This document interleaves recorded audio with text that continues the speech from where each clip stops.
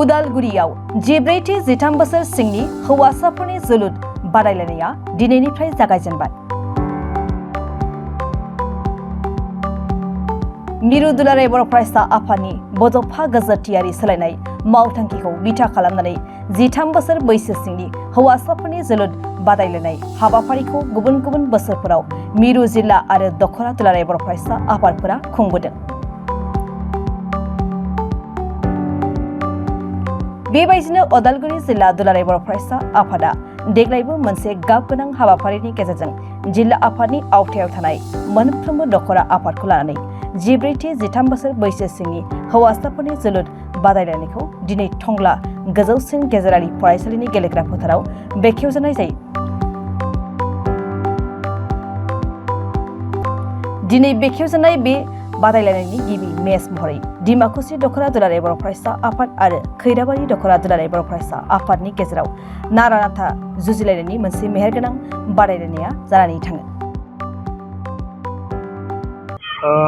दिनै उदालगुरि जिल्ला दुलाराय बर' फरायसा आफादनि बानजायनायाव 14थि 13 बोसोर सिंनि जोलुर बादायलायनाय दिनै जिल्ला एबसुआ बेखौ टंलानि बे हायार सेकेन्डारि स्कुलनि गेलेग्रा फोथाराव दिनै बेखौ जागायदों।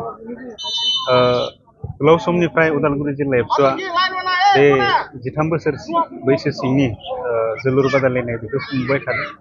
दा बेनि थाखाय आङो मिरु एबसुनि जानानै बिथांमोननिसिम आं साबायखर बावदों आरो फैबाय थानाय समावबो बे फुटबल बादायलायनायखौ निस्सय खुंलांबाय थागोन आं बेखौ आसा खालामदों। आरो दिनैनि बे हाबाफारियाव बाहागो लाफैनो मोननानै जोबोद गोजोननाय मोनदों। दिनै मोननै बेवहाय गेलेगिरि हान्जाखौ जों बाहागो लानायखौ नुदों। मोनसेया जाबाय डिमाकुसि दख'रा एबसुनि गेलेगिरि हान्जा आरो खैराबारि दख'रा एबसुनि गेलेगिरि हान्जा 13 बोसोर बैसो सिंनि फंबाय बिथांमोननि फुटबल बादायलायनायखौ जोङो दायो नायगासिनो दङ आरो जोङो नुबोदों जिहेतु गोलाव सम जिल्ला एबसुआ बेखौ बादायनायखौ होबाय थादों।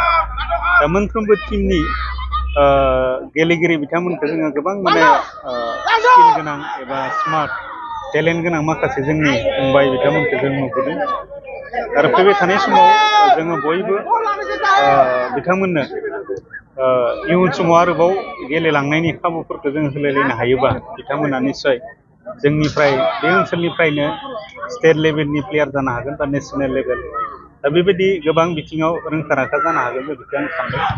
आरो दुलाराय बर' फरायसा आफादाबो 13 बोसोर बैसो सिंनि फुटबल बादायलायनायखौ देग्लाय बोसोराव बियो 3थि बोसोर बियो खुंजानो थांगासिनो दङ आरो गोबां माखासे थांखिफोर लानानै बेखौ खुंबोदों। जिहेतु दुलाराय बर' फरायसा आफादा मोनसे मिसन फोसावनानै खामानि मावदों बड'फा मिसन फर सास्टेनेबल चेन्ज बड'फा गोजोरथियारि सोलायनाय मावथांखि।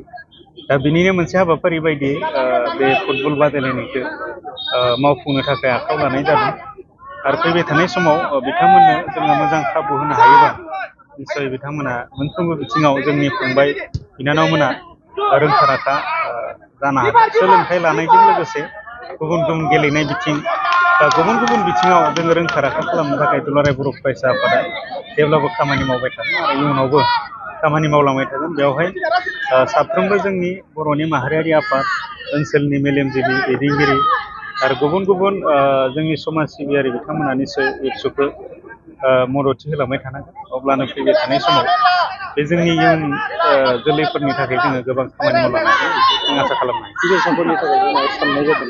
दा बेवहाय थांनाय समाव जिल्ला एबसुआबो बेखौ जोंनि आइजोफोरनि फुटबल बादायलायनायखौ होनायनि थाखाय सानदोंमोनब्लाबो माखासे टिमफोरनि आंखालाव बेखौ थांखि लादोंमोनब्लाबो टिम मोनैनि थाखाय बेखौ दोनथ'नाय जादों आरो बेवहाय एबसुआ हौवासाफोरनिल' नङा हिन्जावसाफोरनिबो फुटबल बादायलायनायखौ बा मोनफ्रोमबो गेलेनाय बिथिङाव जौगाहोनो थाखाय बेखौ थांखि लादों।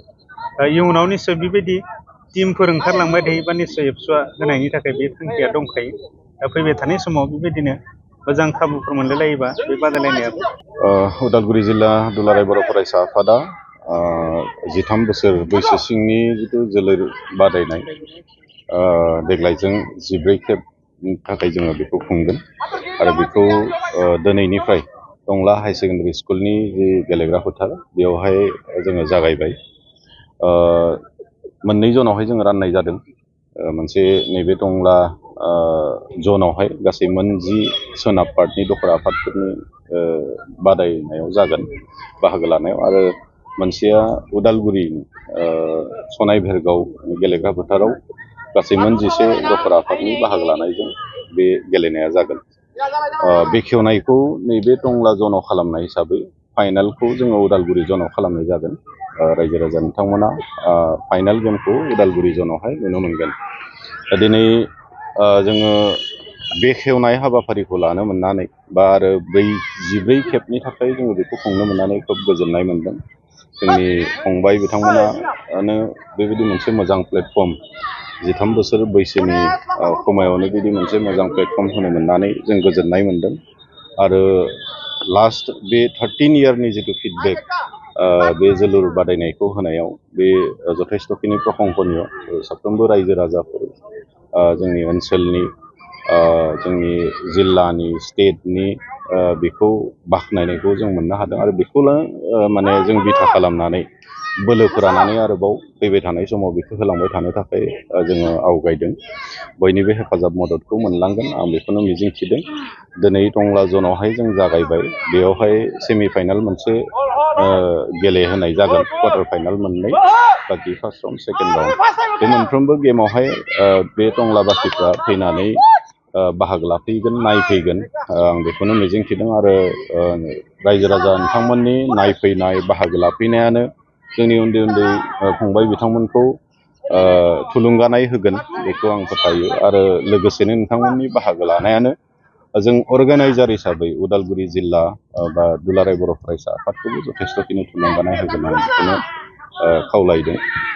दा दिनै उदालगुरि जिल्ला हिसाबै थांनाय बोसोरबो जों होदों, आरो जोङो खोब गौरबजों बुंनो नांगोन जे थांनाय बोसोराव जोङो मिरु दुलाराय बर' फरायसा आफादा जिहेतु बड'फा गोजोथियारि सोलायनाय बे मावथांखिखौ बिथा खालामनानै जोलुर बे 13 बोसोर बैसो सिंनि जोलुर बादायनायखौ मिरु नाङैनो खुंनायनि मोनसे डिसिसन लानानै देग्लायजों 3थि बोसोराव हाबगोन।